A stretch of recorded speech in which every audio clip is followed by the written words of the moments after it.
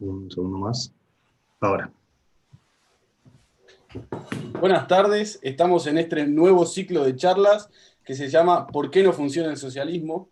Hoy tenemos el placer de escuchar a Nicolás Kachanowski, que es doctor en economía por Suffolk University de Boston y profesor asociado de economía en la Universidad Estatal Metropolitana de Denver, que se ocupará de responder esta pregunta tomando como referencia la mirada de Ludwig von Mises. O sea, el objetivo de este curso va a ser básicamente plantear, o de esta clase en realidad, va a ser básicamente plantear el socialismo según Mises.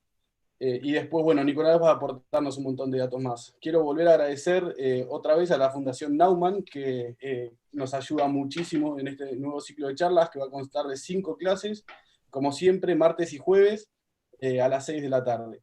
Bueno, sin más voy a agregar un dato particular, que es otra vez las preguntas van a ser escritas en el chat de YouTube. Hay 3 condiciones: que sean claras, concretas y siempre con respeto. Bueno, voy a darle la palabra a Nicolás y bueno, saludos, muchísimas gracias.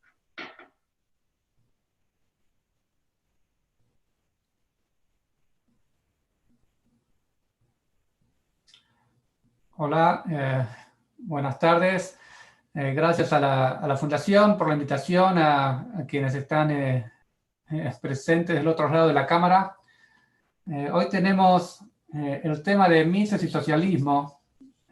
Déjenme un segundo que voy a compartir unos slides que les preparé para que sea más fácil seguir la discusión.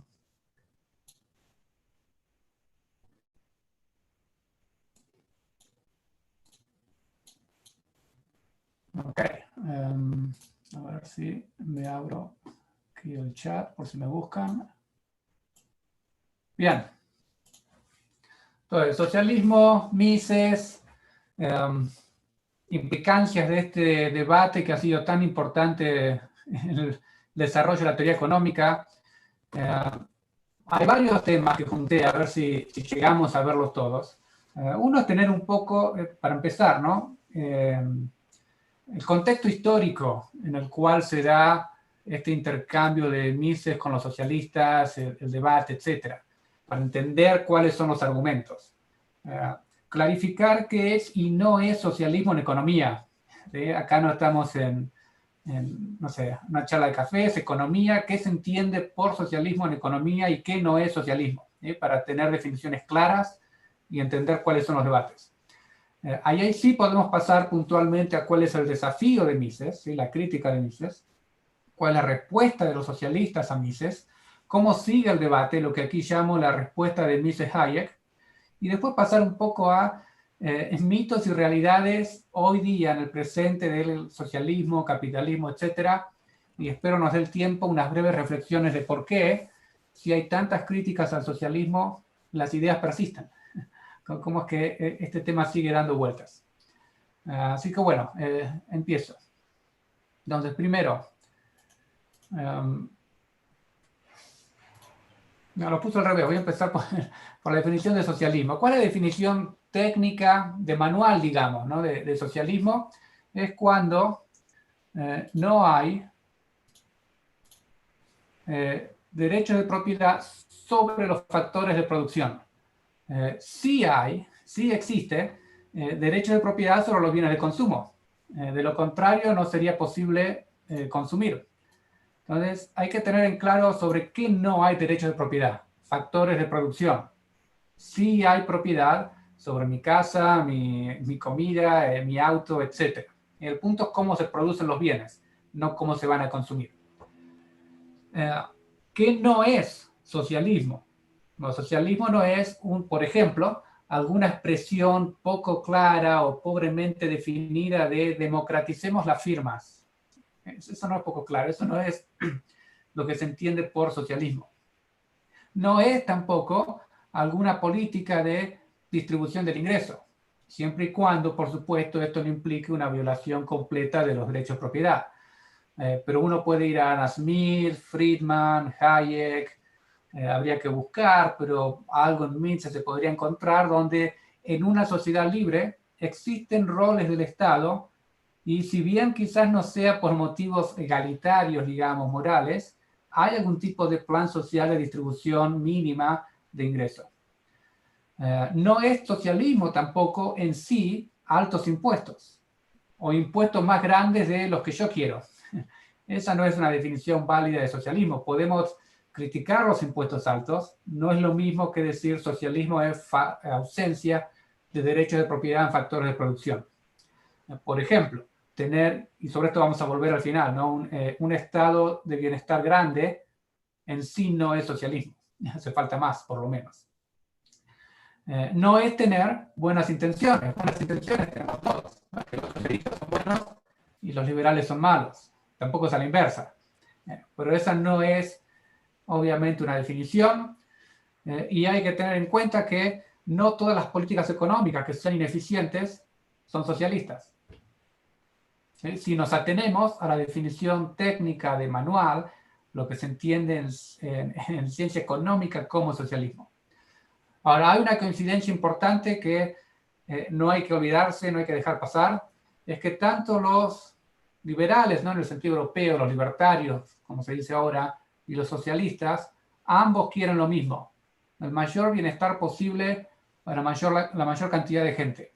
La diferencia entre uno y otro son los medios para llegar al fin. En el fin estamos de acuerdo. Donde no estamos de acuerdo es cómo observar esos fines. Por lo tanto, debates de yo quiero bienestar, vos querés pobreza, por ejemplo, no llevan a ningún lado. En el fondo son calificaciones, pero no son argumentos. Estamos de acuerdo qué es lo que queremos, discutamos cómo llegar. Dada esta definición de socialismo, ¿cómo encontramos dónde encontramos países socialistas? En vez de imaginarlos, bueno, una manera fácil es ir al Economic Freedom of the World de Fraser Institute, irse al final de la tabla y buscar los países con menor puntaje. Esa sería una primera aproximación de qué países serían y no serían socialistas. Bien, entonces, aclarado un poco el punto de qué se entiende por socialismo en economía, ¿qué es lo que plantea Mises? ¿Sí? Antes de la aparición de Mises, y hay que aclarar que Mises no es el único que va a criticar al socialismo de la manera que lo hace. Max Weber dice lo mismo, economistas rusos decían lo mismo. Sí es cierto que es el paper de Mises el que genera más impacto, pero no era el único planteando ese tema. Entonces habrán oído hablar posiblemente de el socialismo utópico. ¿Sí? Un autor ejemplo de esta literatura es Saint-Simon. ¿Qué es el socialismo utópico? Que así lo llamaba Marx. Es esa descripción de una sociedad donde estamos todos contentos, somos felices, y no nos faltan bienes, y vivimos en armonía, etc. El supuesto de todos están contentos y los recursos se administran de manera eficiente. Es el socialismo utópico. ¿Por qué utópico? Porque no hay una explicación de cómo sucede especialmente el punto 2. No se explica cómo es que se van a asignar los recursos. Se describe una sociedad eficiente, pero no se explica por qué va a ser eficiente. Y ese, así de simple, pero así de importante, es el punto de Mises. Mises, si se fijan en el título de su paper, él habla del Commonwealth. No es accidental. El Commonwealth es una sociedad grande. ¿Sí? Pensemos en la Unión Soviética. Fíjense que es de 1922 y el paper de Mises es, qué casualidad, de 1920. Son ideas que estaban fuera de discusión de lo que estaba pasando en el mundo en la época. Y él dice, vos socialista, me estás describiendo una sociedad ideal, pero no me estás explicando cómo va a funcionar en una sociedad grande. Me tenés que dar una explicación económica que resuelva el problema económico. Y no es un cuento de hadas. Entonces, el supuesto este es importante, pues si la sociedad es grande, y de nuevo piensen en la Unión Soviética, China comunista, etc. Bueno, quizá no a ese nivel de grande, pero grande, lo suficientemente grande donde las interacciones entre las personas son anónimas. En el sentido de venís a mi local, me compras un bien y después quizás no te vuelvo a ver nunca más en mi vida, no sé tu nombre. En ese sentido, anónimas. No hay conocimiento de la contraparte y no hay suficientes repeticiones de intercambios para generar un vínculo de confianza, conocimiento, etc. Por lo tanto, si son anónimas, no hay un mecanismo social eficiente de penalizar a aquellos que rompan los contratos. Me prometiste pagarme la semana que viene, no me pagaste, no sé quién sos, no sé cómo te llamás, no tengo manera de rastrearte, no hay manera de penalizarte. Tu violación del contrato es anónimo, es desconocido. De ahí que haga falta un sistema de ley y orden. Y vamos a la justicia, tengo el contrato, fulano de tal no me paga, vaya y búsquelo. No sé quién es. Por lo tanto, no hay un conocimiento íntimo de las preferencias de los individuos. ¿Sí? Es lo que en un manual de economía identificaríamos como la función de utilidad. Si la sociedad es pequeña, por ejemplo, una familia, no hace falta un mecanismo de precios para asignar recursos. Imagino que ninguno de ustedes, tiene en su casa con sus padres, hijos, hermanos, etcétera, un sistema de precios para decidir a quién le toca cada dormitorio, qué van a comer, no van a comer, etcétera. No hace falta, porque hay un conocimiento íntimo entre ustedes, entre la familia, miembros de la familia, acciones repetidas, sabemos cuáles son las preferencias de cada uno de nosotros y no hace falta un sistema de precios. Pero una vez que nos vamos de la familia y ese conocimiento se dispersa, ¿cómo asignamos recursos? Sin un mecanismo de precios. Entonces, el punto de Mises es cuando vos decís no hay propiedad privada sobre los factores de producción, por lo tanto no puede haber compra y venta de los factores de producción, por lo tanto no puede haber precios. Si no hay precios, no puedes hacer un cálculo de ganancias y pérdidas, por lo tanto estás tomando decisiones con los ojos vendados. ¿Sí? Ahora, antes de pasar al próximo slide, otro punto importante. El argumento de Mises de que el socialismo no es posible, que es como se lo suele mencionar, es un poco impreciso. Lo que Mises dice es el cálculo económico es imposible, porque no hay precios. Si no vamos a asignar recursos en base a cálculo económico, hay que usar alguna otra regla. Pero puede ser, como acabamos de ver, que en el caso de una familia donde los miembros son unas pocas personas y nos conocemos muy bien, podemos no tener propiedad privada sobre los bienes de la casa y asignarlos de manera eficiente. Por lo tanto, cuidado con decir que el argumento de Mises es verdadero a priori. Depende del supuesto de que estamos hablando de una sociedad muy grande, de la Unión Soviética, algo por el estilo. Administrar un país no es lo mismo que administrar una casa de familia. Ahora, si estamos a cargo de un país y vamos a intentar socialismo, de nuevo, como se define en economía, dado que no tenés precios, te guste o no te guste, como no conoces las preferencias, la función de utilidad de cada persona en tu país, vas a terminar de una manera u otra imponiendo tus propias preferencias al resto de la sociedad. Y eso requiere uso de fuerza. De ahí que los socialismos tienden a tener gobiernos autoritarios, dictatoriales, etcétera, que es lo que después Hayek va a mencionar en The Road to Serfdom, etcétera, ¿no? El gran riesgo de este tipo de gobiernos. Entonces, si no hay precios, así es como se vería en un manual de economía, ¿no? El símbolo pi vendrían a ser las ganancias, que es cuánto se produce multiplicado por el precio de venta, menos los costos laborales y los costos de todos los otros factores de producción. La diferencia vendría a ser las ganancias. En socialismo, de nuevo, como se define, ¿no? en economía, ciencia, etcétera, hay propiedad privada de los bienes de consumo, por lo tanto tendríamos precios de los bienes finales. Quien trabaja recibe un salario, o sea que esto existe, pero no hay un mercado de factores de producción, por lo tanto estos precios no existen. No es que son cero, no existen. Por lo tanto no es posible, no existe un cálculo de ganancias.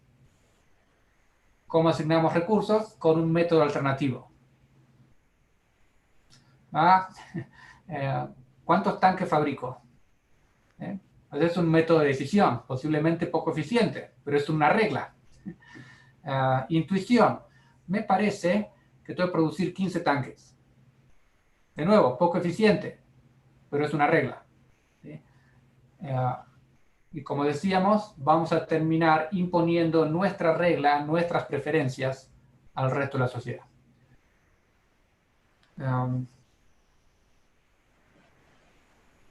Entonces, el punto de Mises, eliminaste precios y ahora ¿qué haces? A ver, decime. No me cuentes cómo va a ser, decime cómo va a suceder. Cambió totalmente el eje del debate. Es a partir de Mises y bueno, los otros economistas, pensadores que estaban empujando el mismo tema, que desde entonces el socialismo no puede evitar tener que responder a la pregunta de cómo se van a asignar los recursos productivos. Antes de eso no se hablaba, después de Mises siempre es un tema, de una manera u otra. Y como una pregunta simple pero bien ubicada, cambió totalmente la literatura en el tema.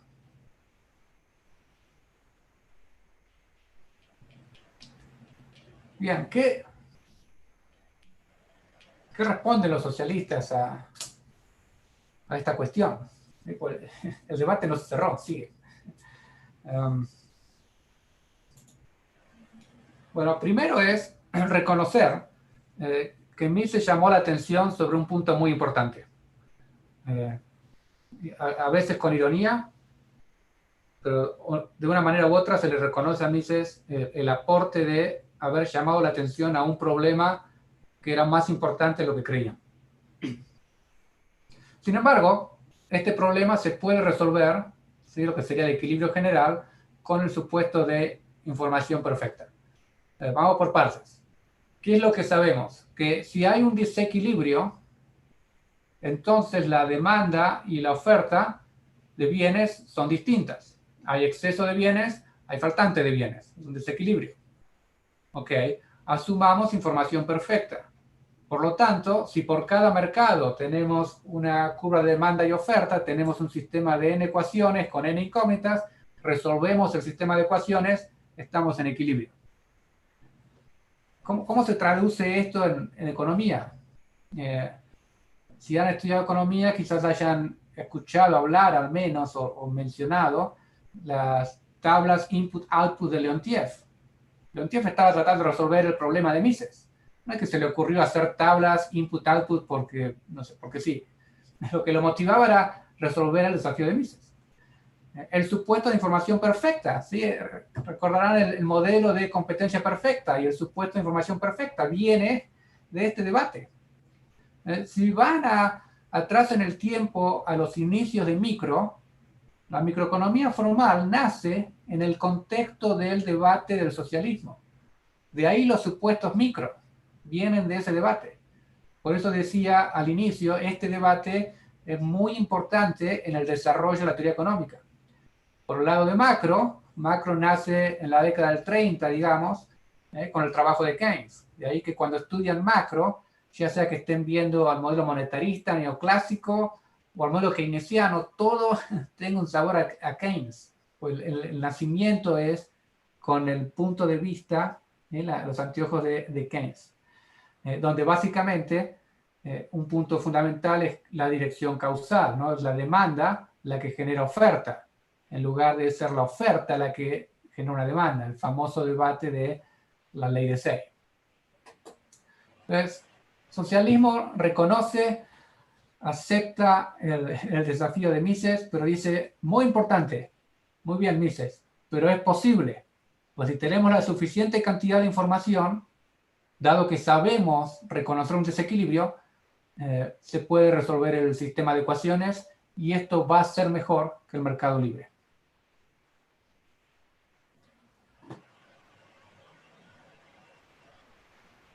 De nuevo, el debate no termina ahí.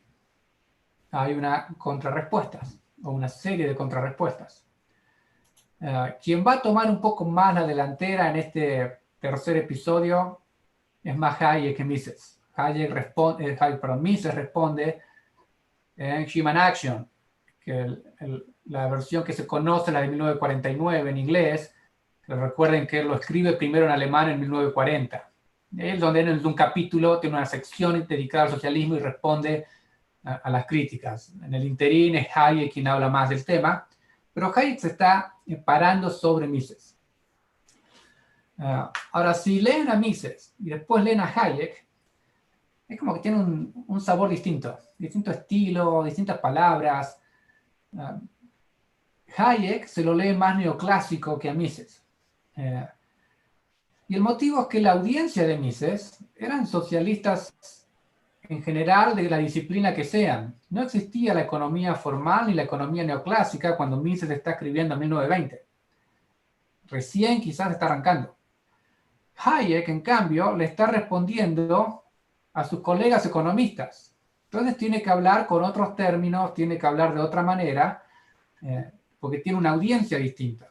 Entonces, cuidado, no confundir que porque escriban distinto, porque tienen distinta audiencia, Hayek y Mises estén trabajando con distintos argumentos. Mi impresión, mi lectura es que son muy compatibles y Hayek está construyendo sobre Mises, pero tiene que cambiar la forma de hablar, dado a quién le está hablando. A ver, ¿qué es lo que Hayek empuja?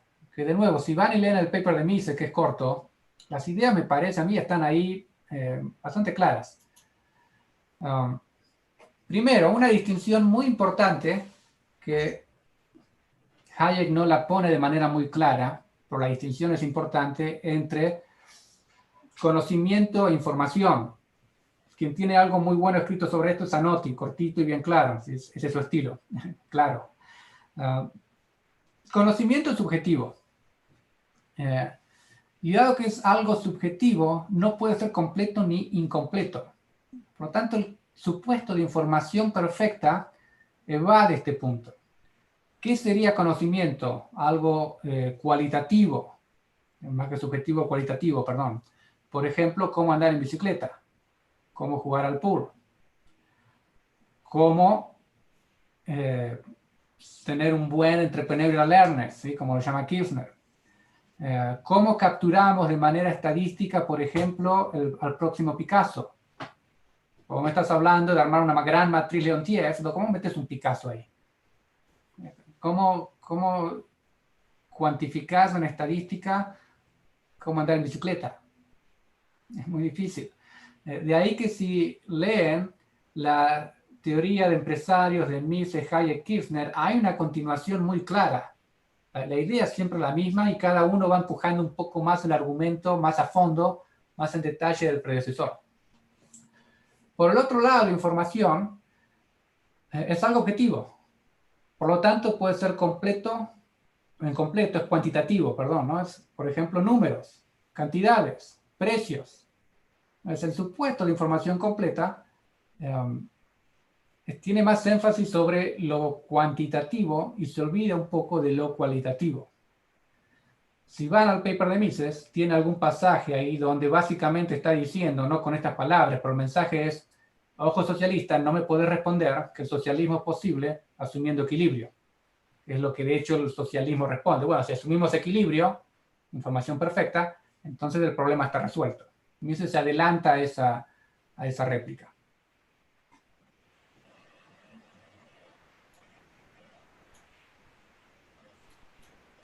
Entonces, veamos un poco más en detalle lo que Hayek empuja. Y acá es donde me parece que tiene buenas raíces misianas.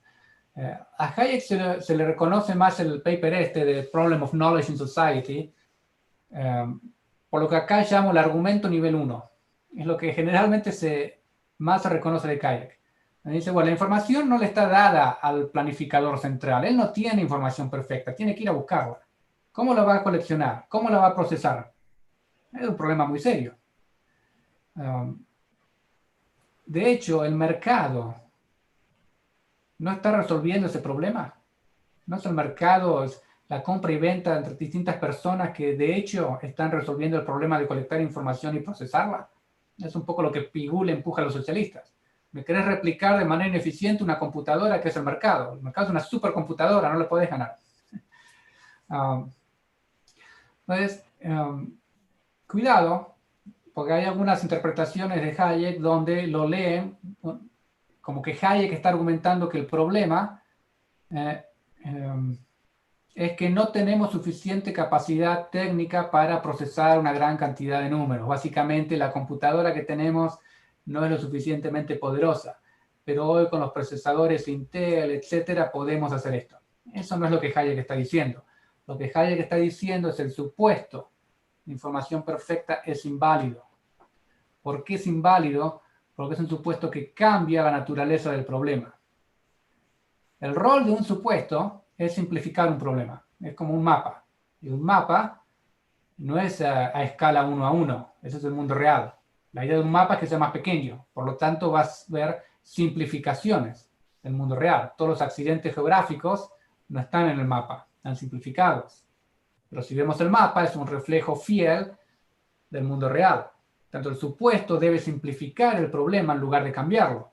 Yo puedo dibujar un mapa aleatoriamente y no va a tener relación con el mundo real. Estoy cambiando la realidad. Ese es el punto de Hayek. ¿Sí? Es el famoso chiste de la relata, ¿no? Hay tres extraviados en una isla, tienen que dar una lata de comida, generan distintas ideas de cómo hacerla, hasta que el economista dice, no, es más fácil, supongamos que tenemos una relata. Los otros lo miran como diciendo, pero no, eso no hace las relatas. Y lo que Hayek está diciendo es el supuesto de información perfecta es trampa. Asume que el problema no existe. El punto es cómo vas a administrar una sociedad grande sin derechos de propiedad, sin información perfecta. Es uno de los pasajes más famosos de Hayek, que está hacia el final del paper. Pero el argumento de Hayek, que es lo que yo entiendo él construye sobre Mises, es más profundo. No es solo que la información está dispersa. Por eso está diciendo primero, tu supuesto es inválido, tenés que ir a buscar la información. Pero el otro problema que tenés, y esta creo es la crítica más profunda, es que la información que necesitas, ese supuesto de información perfecta, no existe por fuera de un proceso de mercado. Si no hay precios, si no hay mercado, no es que la información la tenés que ir a buscar, la información no existe. Pues la información que vos necesitas son precios y cantidades. Y eso solo existe dentro de un mercado.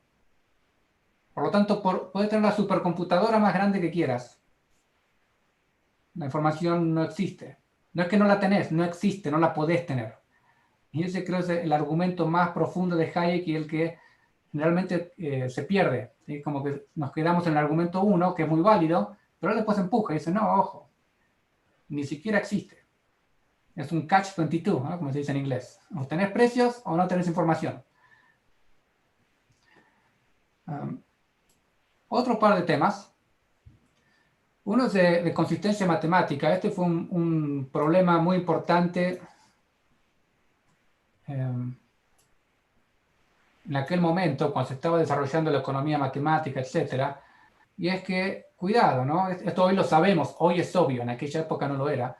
Tener el mismo número de ecuaciones que incógnitas no quiere decir que hay una solución única al sistema de ecuaciones, lo que vendría a ser el equilibrio.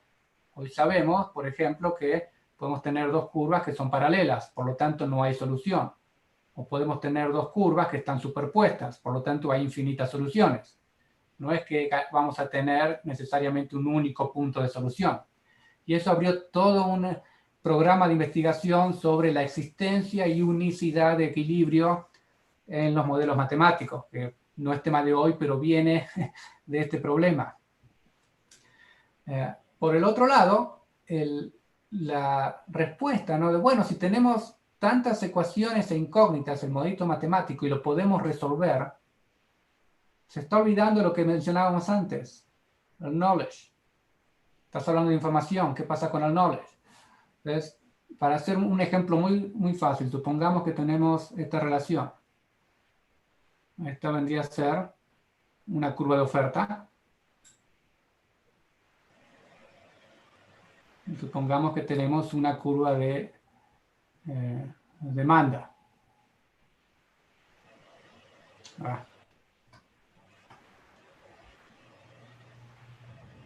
Y la oferta es pendiente positiva, la demanda es pendiente negativa. ¿Sí? El problema es que lo que Hayek, Mises, etc. están diciendo es, Cuando vos querés armar un sistema de ecuaciones, estás asumiendo que sabés cuánto es A, cuánto es B, cuánto es C y cuánto es D. Y eso no lo sabés. Por lo tanto, no es que vos tenés dos ecuaciones y dos incógnitas, donde las incógnitas serían precio y cantidad. No, tenés como incógnitas A, B, C, D, etc. Por lo tanto, tenés un sistema que no está definido. Tenés más incógnitas que ecuaciones. Por lo tanto, sin asumir que ya sabés cómo va a ser el equilibrio, no lo podés calcular. Un ejemplo de cómo quizás enfocarnos mucho en la parte matemática nos hace olvidar de cuál es el problema que de hecho estamos tratando. Ok. Muy bien. Entonces, esta es la parte, digamos, teórica, conceptual del debate en el socialismo. Mises, cuando él escribe en 1949, empuja estos puntos también. Pero ahora quiero pasar un poco más a algo más aplicado, pragmático, y algunos mitos y realidades del socialismo. Por el caso de Mises Hayek empieza en 1920, continúa, pero estamos en 2020, ¿sí? 100 años, y el tema sigue dando vueltas. Entonces, aclarar algunas cuestiones que a mí me parece son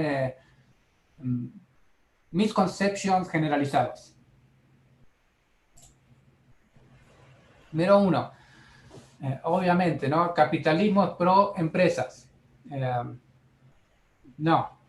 Capitalismo es una concepción de rule of law, donde todos, los capitalistas, el trabajo, los sindicatos y el gobierno están bajo la ley.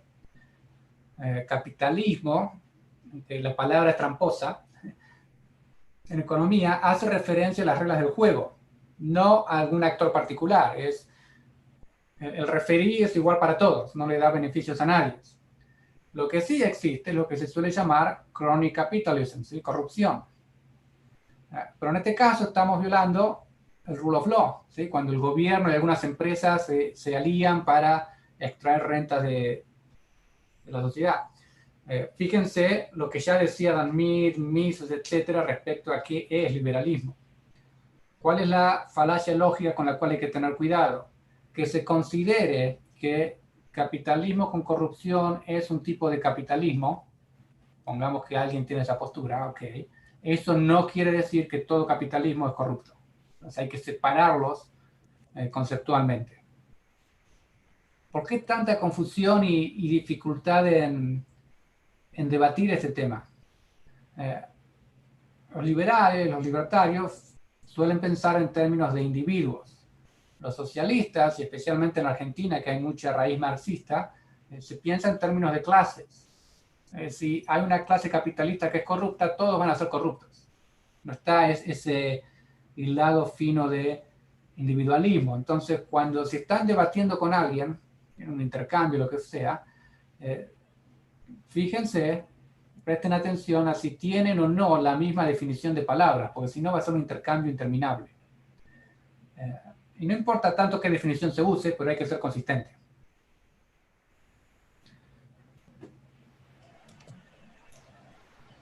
Mito 2. El capitalismo crea pobreza. Pobreza, obviamente, no es lo mismo que distribución del ingreso. Pobreza es una cuestión de términos absolutos. Es bajo nivel de ingreso, se suele definir como menos de 1 o 2 dólares ese día. Creo que hace unos años se cambió un poco el parámetro, pero esa es la idea. Bueno, fíjense, una serie histórica, ¿sí? Desde el año 1 hasta, creo que esto llega hasta el 2018, ¿sí? La mayoría de la historia del mundo es consistente en que la pobreza es absoluta para todos y es el estado de naturaleza. El mundo, el hombre, la humanidad, llega al mundo en pobreza. La pobreza es lo normal, la riqueza es lo raro. Es un accidente histórico muy reciente. ¿Qué pasó acá?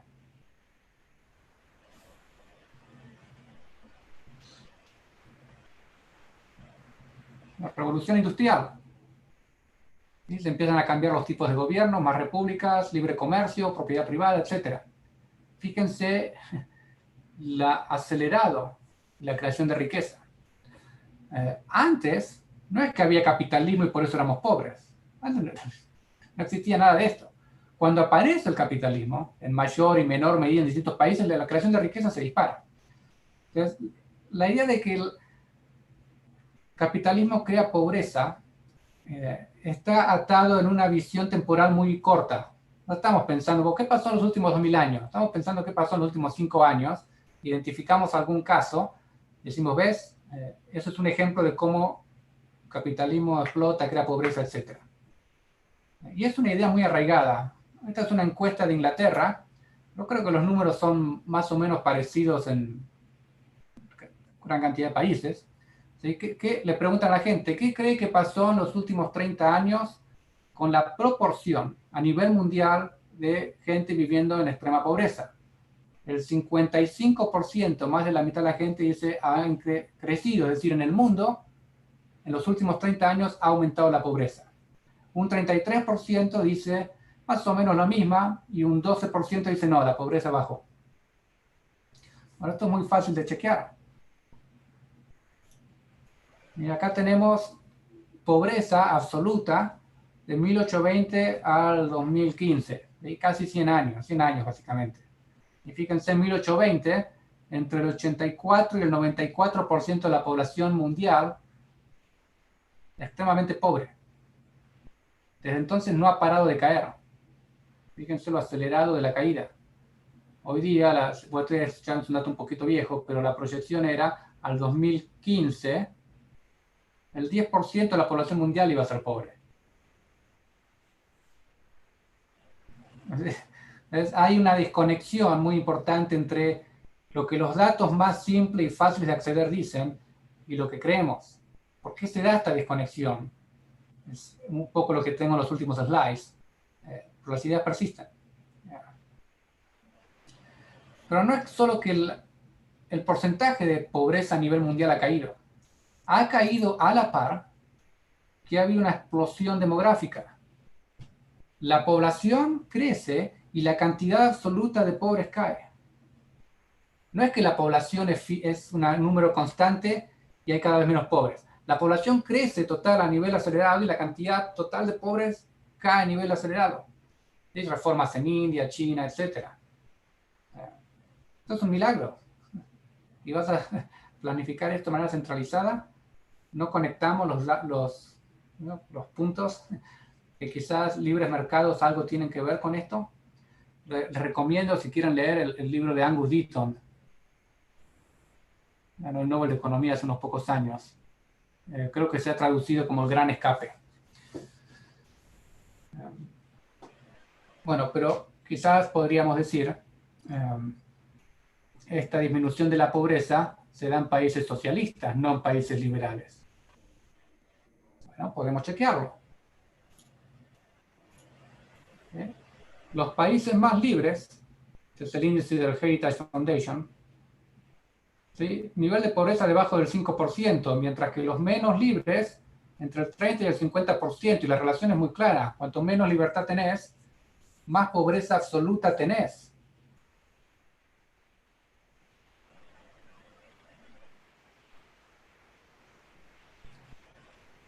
Ok.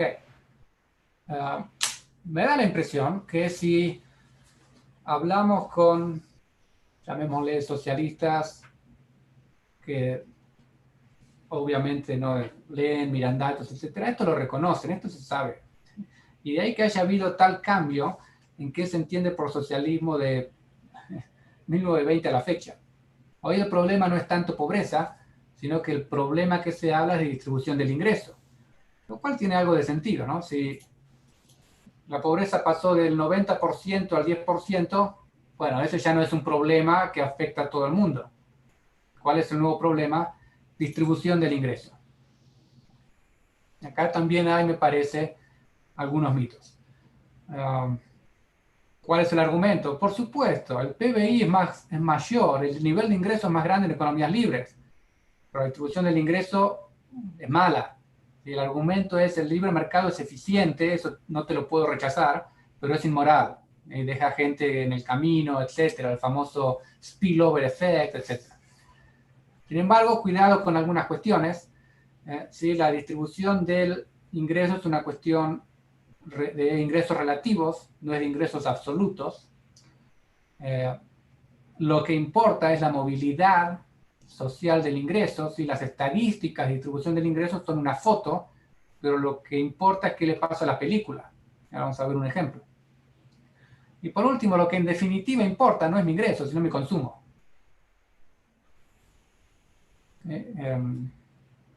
Yo tengo quizás el mismo teléfono que tiene Bill Gates. ¿Cuál es el problema? Yo puedo ir a comer a un restaurante, acá estoy en Denver, y seguramente Bill Gates va a un restaurante más caro que el que puedo ir yo. A mí me atiende un mozo, a lo deben atender 20. Pero, ¿eso es un problema serio? Tengo que viajar, me tomo un avión, Bill Gates viaja en su avión privado. ¿Ok? Entonces, si el problema es la distribución del ingreso, no confundir y meter, digamos, por atrás problemas de pobreza. Porque no es que no me alcanza para comer y ahí sí. Eso es un tema de pobreza. Distribución de ingresos es otra cuestión. Entonces, veamos algunos escenarios hipotéticos. ¿Sí? La línea roja es el nivel de pobreza y esas líneas negras muestran quién tiene menos ingresos a quien tiene más ingresos. Entonces, fíjense el caso 1 y el caso 2.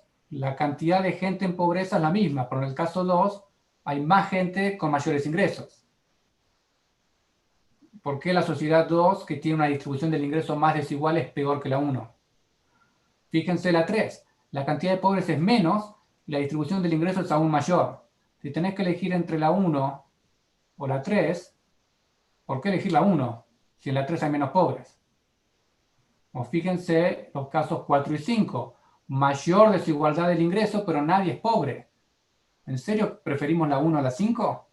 En la 1 hay gente que no puede comer. En la 5 todos comen, etc. Acá tenés un Bill Gates que tiene 20 mozos y otro que tiene un mozo, qué sé yo. Pero no estamos hablando de problemas de pobreza. Entonces, ¿cuál elegís? Si tu argumento de distribución del ingreso, ¿por qué preferirle el 1 al 5?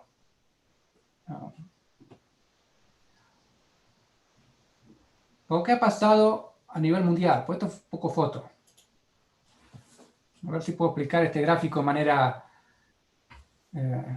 sencilla. La línea roja es 2003, la línea azul es 2013. 10 años de diferencia. ¿Sí? 2003, el 10% de la población tenía un ingreso de, digámosle, $200, 220, 200 algo. 2013, el 10% de la población tenía un ingreso de casi 500. La otra manera de ver el gráfico es $500 de ingreso. ¿Sí? Hay más gente que supera los $500 de ingreso que en el 2003. La otra lectura es lo que ha crecido esto en términos porcentuales. Esto es un aumento quizás de, estoy inventando el número para capturar la idea, no sé, 60%. Es mayor que lo que ha crecido quien está a un nivel alto de ingreso, que quizás ha sido el 10%. Básicamente lo que esta línea dice cuando sube es, a nivel mundial, la distribución del ingreso es más igual, no más desigual. Después hay que entrar a ver dónde están los movimientos. Pero eso de que la desigualdad del ingreso crece a nivel mundial no es tan así. Distinto es que la distribución del ingreso sea más desigual dentro de un país. A nivel mundial es distinto.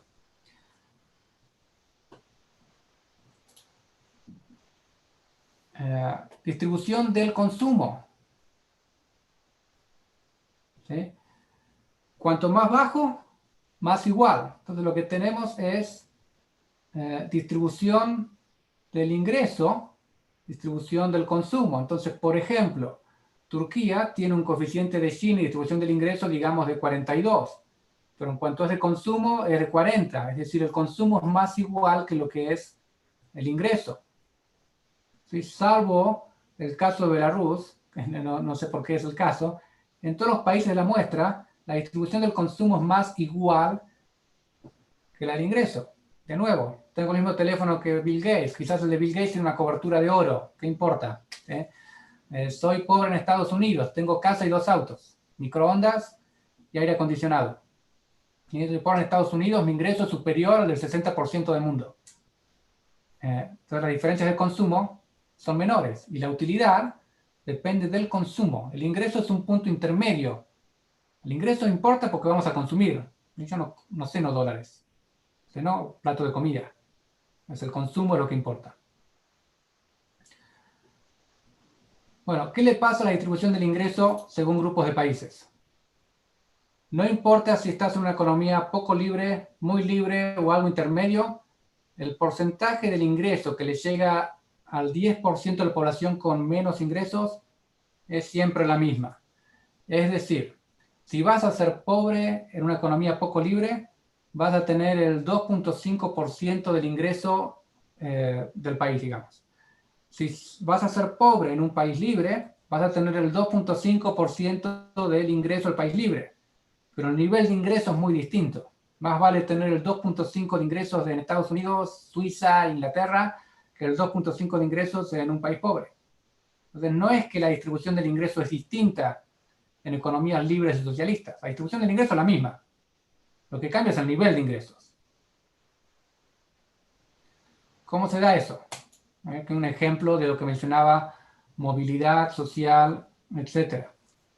¿Sí? En el caso 1 hay movilidad social. Tenemos clase alta, media y baja. ¿Sí? A medida que ganamos experiencia en nuestro trabajo, nuestros ingresos van aumentando. Si hacemos un ratio simple de cuántas veces gana el ingreso más alto sobre el ingreso más bajo, nos da 2.6.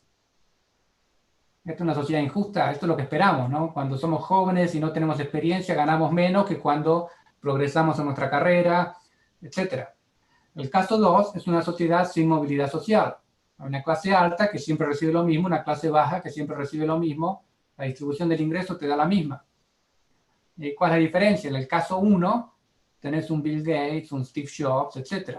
En el caso 2, sos Cuba. Si sos Fidel Castro o amigo de los Castro, sos rico. Si no, sos pobre por el resto de tu vida. La distribución del ingreso es la misma. El número de distribución del ingreso no importa tanto. Lo que importa es cuál es el proceso social, económico que genera ese número. ¿Hay movilidad social o no? ¿Sos rico porque sos empresario exitoso? ¿Sos rico porque sos corrupto o sos rico porque robás? Esas son preguntas importantes. Distribución del ingreso en última instancia no importa. Entonces, ¿por qué tanta confusión con las economías libres son más desiguales? Es un problema muy conocido de confirmation bias, cuando el muestreo es chico, ¿sí? Por ejemplo, hago un cherry picking de manera inconsciente, digo, fíjate Chile, economía libre, mala distribución del ingreso, y agarro un país socialista que me gusta y tiene una mejor distribución del ingreso, o al revés, soy un liberal y agarro Venezuela y digo, fíjate qué mala la distribución del ingreso, y después agarro una economía libre que a mí me gusta con mejor distribución del ingreso. Eso es lo que se llama cherry picking, ¿no? Informalmente. Y como mi muestra confirma mi sesgo, mi error, no voy y sigo mirando. Entonces lo que hay que hacer, en vez de elegir 2 países y decir, esta es la relación, economic freedom y distribución del ingreso, hay que mirar todos los países. Cuando se miran todos los países, te da una línea horizontal, más o menos. Y por supuesto, ¿no? El famoso problema moral. ¿Es el ingreso alto en sí moral? Si ese es el caso, tendríamos que estar enojados con Messi, que gana fortunas. Pero Messi está bien, hay un músico, ¿no? Alguien que canta, lo que fuera. Mientras que quizás un empresario con un nivel de ingresos mucho menor es un malvado explotador. ¿Sí, no? La raíz marxista de explotación del trabajo. Y esta es una pregunta desafío, ¿no? Ok, ¿querés solucionar el problema de desigualdad del ingreso? Hoy, periodo cero, todos tenemos el mismo ingreso. Dado que yo no soy Messi, ¿cuánto vamos a tardar en que Messi tenga más plata que yo? Decime, ¿cuánto vas a esperar para volver a redistribuir todo el ingreso? ¿Un día, una semana, un mes? Pues si no, tu propuesta mucha validez no tiene. Y quiero enfatizar un punto. ¿sí? Larry Page, fundador de Google, su net worth, es decir, sus activos, 55 billones y medio. Jeff Bezos tiene el doble de riqueza que Larry Page. Si el problema es distribución del ingreso, la riqueza, entonces acá hay un problema. Pero no me imagino a nadie diciendo, no, Jeff Bezos y Larry Page, acá no hay ningún problema. Entonces, cuidado con no hablar de distribución del ingreso, pero en verdad estar hablando de pobreza. Son dos temas distintos. Me voy a apurar un poco, pues me estoy quedando sin tiempo y quiero que haya tiempo para preguntas. Les voy a mostrar rápidamente un par de datos. Acá lo que tienen es una muestra de un gran número de países donde están ordenados por libertad económica y cuánto del PBI, del ingreso nacional, va al factor trabajo. Y fíjense la relación. Cuanto más libre es el país, más ingreso va al factor trabajo. Por ejemplo, en una economía poco libre, el 30% del ingreso va al trabajo, el 70% al factor capital, los capitalistas. En una economía muy libre, el 50% o más va al factor trabajo y el 45% restante, por ejemplo, le corresponde al factor capital. Por lo tanto, eso de la explotación no cierra, que lo sabemos desde la época de Marx. Economías más libres, mayor porcentaje del ingreso va al factor trabajo.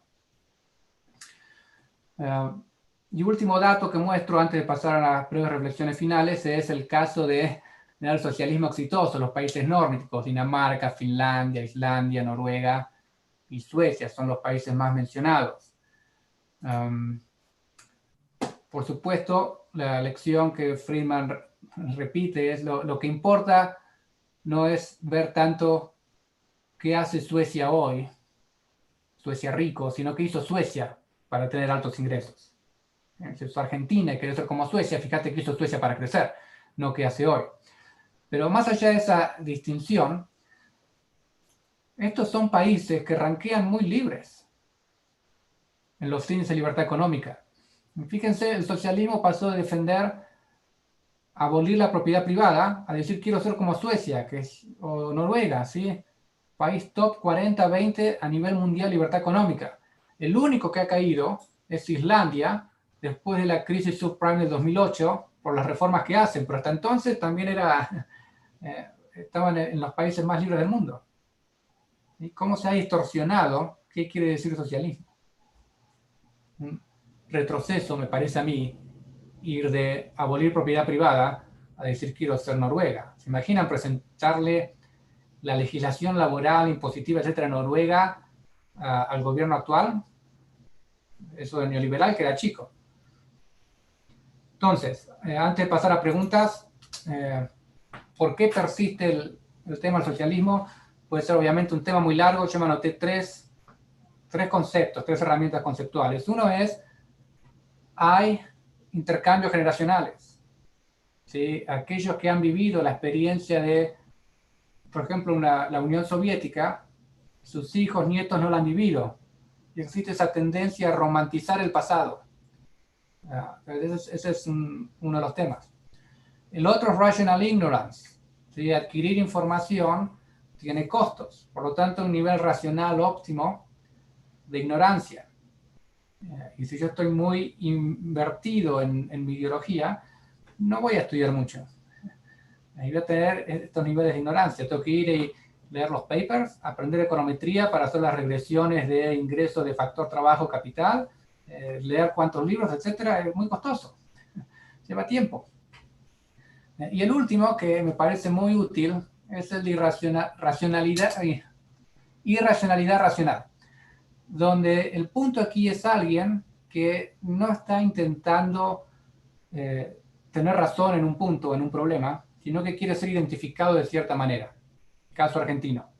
Quiero ser identificado como kirchnerista. El problema no es si mi argumento es correcto o no. El problema no es que tener razón en que la inflación es un problema estructural. Mi punto es que me identifiquen como kirchnerista. A mí me interesa ser visto como alguien que defiende salarios mínimos. El punto no es tener razón si eso genera o no desempleo. Por lo tanto, esta no es una discusión científica, objetiva, etcétera, es una discusión psicológica y eso requiere un tipo de intercambio distinto, es más emocional, no es tan racional. Entonces hay que ser consciente en un intercambio de ideas de qué es lo que la otra persona quiere.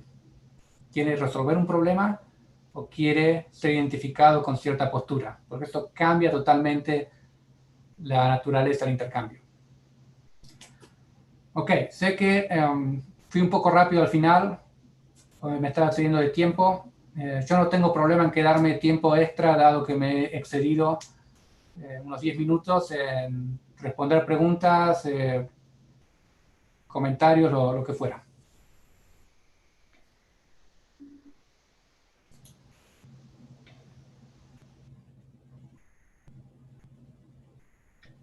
Está muy bien, Nicolás, muchísimas gracias, realmente clarísima y espectacular la exposición. Hay un par de preguntas que fueron haciendo acá en el chat de YouTube y yo las fui recopilando como para hacerte.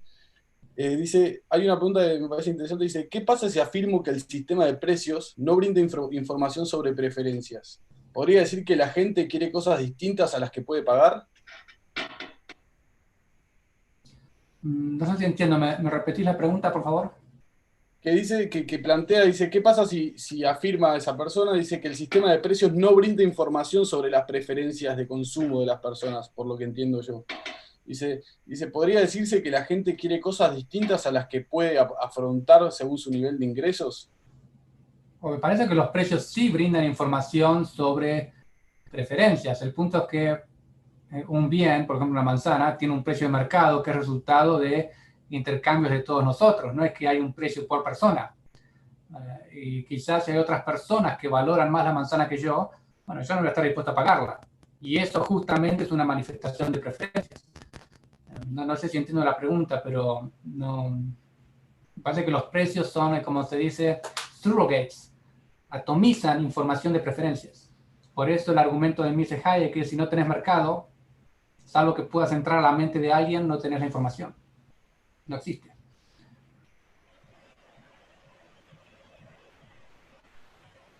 Perfecto, sí, era una reproducción de la pregunta nada más. Dice, hay otra que dice, ¿cuáles son los estándares de vida de un pobre en Estados Unidos? Y yo entiendo que va en relación a una comparación con el estándar de vida de un pobre en otro tipo de país sin una economía libre, ¿no?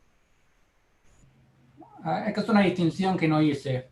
Es apropiado para esta pregunta entre lo que vendría a ser alguien que está en pobreza y alguien marginado. El marginal es quien, digamos, se cayó de la sociedad. No puede trabajar, no tiene otra alternativa que vivir en un shelter o algo por el estilo. Pobreza es quien tiene bajos ingresos, dada la definición de pobreza del país.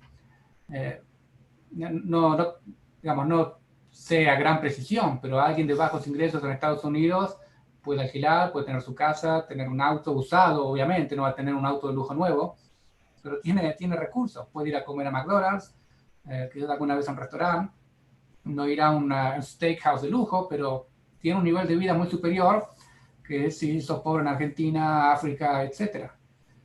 Pero no te sabría dar, digamos, una descripción precisa.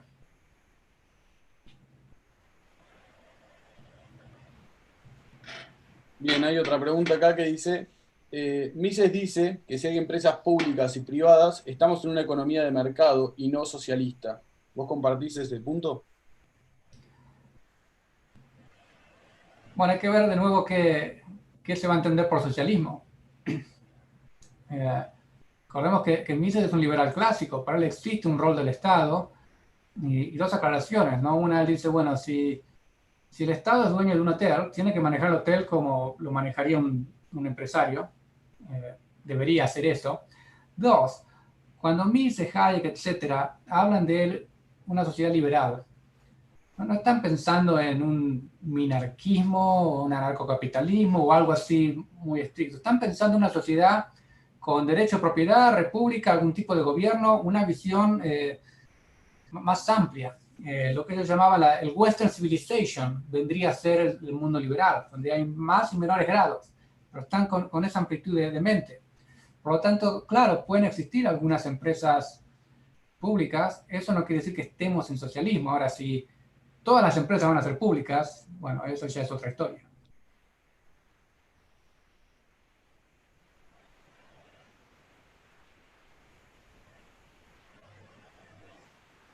Perfecto. Hay otra pregunta que acá dice, ¿qué indicadores se toman para ver si un país es más o menos libre económicamente? El indicador más utilizado en academia, digamos, investigación, es el Economic Freedom of the World del Fraser Institute. El sitio web es freetheworld.org. Ese es el que se usa en investigación. El más conocido a nivel mediático es el Economic Freedom Index, creo que se llama, que es el del Heritage Foundation. Cuando ven en las noticias que sale alguna nota de libertad económica, generalmente sobre el Heritage Foundation.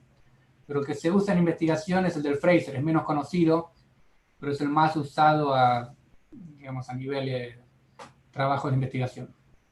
Después hay otros indicadores que están correlacionados con libertad económica, pero no son específicos de libertad económica. Por ejemplo, el Doing Business del Banco Mundial, o el Varieties of Democracy, el Beijing Project.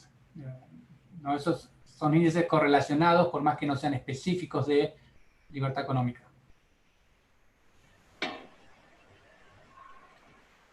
Buenísimo. Hay otra que dice, ¿es cierto que la crisis de 1873 fue por la primera crisis dada por la Revolución Industrial, por un tema de sobreproducción, y se le responsabiliza al capitalismo, digamos? Que no entiendo cómo puede haber sobreproducción. Lo que puede haber es sobreproducción en algunos mercados, lo cual quiere decir que hay faltante de producción en otros mercados. Y si eso sucede, hay que ver cuál fue el motivo por el cual se acumularon errores, qué precios relativos estuvieron distorsionando y por qué. Pero sobreproducción a nivel general, como sostenía Marx, Keynes, etc., es muy difícil de explicar. Así que no, en principio no lo veo. Bien. Hay otra que dice, si un país es socialista y el Estado decide tomar los factores de producción, ¿no terminaría expropiando la empresa en su totalidad? Y sí, para no poder, no haber derecho de propiedad sobre los factores de producción, el empresario no puede ser dueño de maquinaria, por ejemplo. Entonces, si el Estado se hace cargo, en un país socialista, así es. Claro. Hay otra pregunta que dice, ¿por qué la teoría de valor trabajo está mal si Marx aclara que la misma no responde a los bienes no reproducibles? Bueno, no es una cuestión de que responda a bienes reproducibles o no reproducibles. Es un punto de cuál es el origen del valor, y si por valor se entiende valor de cambio, precio, como hablaban los clásicos, o valor de uso, lo que hoy llamaríamos utilidad. Ni los precios ni la utilidad depende del trabajo o de cualquier otro factor de producción. En última instancia, los precios dependen de valoraciones subjetivas. ¿Estoy dispuesto a pagar o no? ¿Estoy dispuesto a trabajar por para vender a este precio o no? Si el valor viene del trabajo, hay que explicar de dónde viene el valor del trabajo. Y ahí es donde las explicaciones de los clásicos, incluido Marx, que era un clásico, por la teoría de precios que compartían, entran problemas. Pero para explicar el valor del trabajo se recurre al valor de los bienes finales, que depende del valor del trabajo, y es todo un problema. No es una cuestión de si el bien es reproducible o no. Marx es cuidadoso con eso, él habla del trabajo socialmente necesario para producir un bien. El punto es que no surge del trabajo. Entiendo. Hay otra pregunta que me parece interesante. Dice, ¿por qué los socialistas dicen que los nórdicos no son liberales, mientras que en los índices de libertad económica dicen lo contrario? ¿A qué se debe esta dicotomía entre los datos o los datos de los índices de libertad económica y los dichos de los socialistas?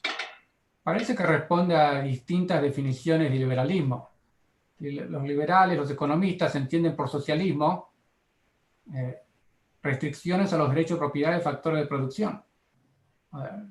Socialismo, especialmente el socialismo contemporáneo, está más preocupado por, hay o no, un estado de bienestar. Ahora, si miran un índice de libertad económica, tiene muchos componentes, no son 3 variables. Hay muchos indicadores que se usan para construir el índice. El de economía y bienestar es uno de ellos. Por ejemplo, un socialista podría estar de acuerdo que tener sindicatos que protejan al trabajador o leyes de salario mínimo son buenas medidas. Entonces, eso, por ejemplo, es parte del índice de libertad económica. El punto es cuando se mira todo, a los países nórdicos le da que son muy libres, por más que en un indicador puntual quizás sean socialistas, digamos. Pero tenemos que ser consistentes. Si socialismo es una serie de proyectos, ideas, políticas, calificarían como socialistas, entonces cuando miramos un país nórdico hay que mirar todas, no una. Y ahí es donde decía antes, bueno, queremos ser Noruega, fijemos si la legislación noruega pasa en Argentina. Pues te puede gustar el estado de bienestar de Noruega, hay que ver si es lo que crees que es, pero todo el resto no te va a gustar. Y el resto también importa. Es parte de la definición liberalismo, socialismo, etc. Entiendo.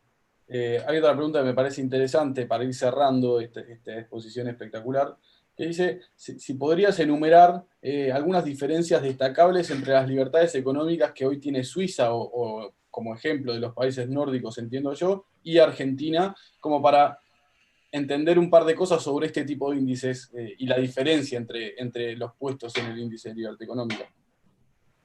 No sabría describirte puntualmente Suiza o alguno de los países, pero ¿cómo podrías ver ese punto? 2 maneras. Uno, anda al índice del Heritage, ¿sí? El que decía que es el mediático. El reporte es público, es gratis, es un PDF que lo podés bajar online.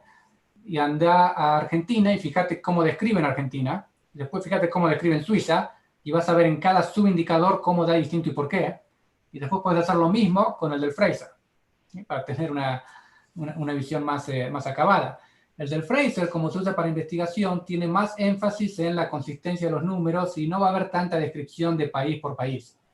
El del Heritage, como es más mediático, va a dedicarle más recursos a explicar qué pasa en cada país. Por eso mencionó ir al del Heritage y comparar los dos. Así es como yo, digamos, respondería esa pregunta que hoy no puedo. Entiendo, perfecto. ¿Cómo, perdón?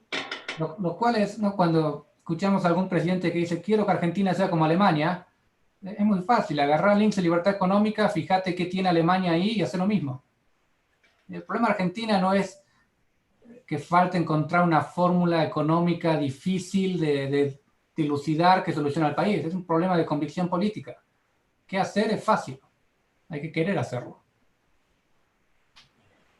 Perfecto.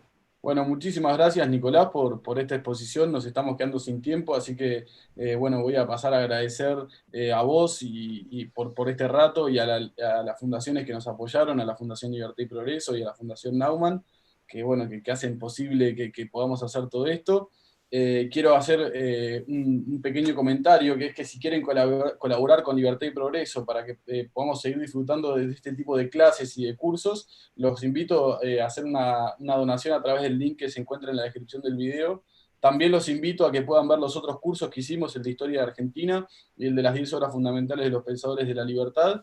Y bueno, vuelvo a agradecer a Nicolás y le doy la palabra para que los salude, y los espero el jueves que viene a las 6 de la tarde en la clase con Iván Carrino. Muchísimas gracias. Bueno, gracias Gonzalo, gracias a la gente de LIP y a toda la audiencia. Espero que haya sido interesante y disculpa si fue un poco rápido al final. Así que buenas tardes y buenas noches a todos.